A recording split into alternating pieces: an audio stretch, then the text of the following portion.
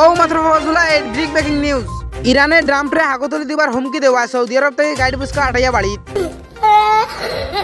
জানা গেছে মায়ের দেরো গিয়া নালিশ খড্ডা আমরা ইরানের লগে খেলতাম না ফিলিস্তিনের লগে খেলাইতাম কারণ ইগে যেন যারে পার অন তারে বাড়িয়ার তাই না আরো জানাইছেন খেলা যেন অত রঙ্গ উঠবো আমরা কোনো টারও করতে পারছি না ইবাই দি ল্যাংটা নিয়া হরে বাড়ির তুকাইয়া নাই বাংকারও বলে ফ্যান বিজাইতরা देखा आपने लापरवाही का नतीजा है।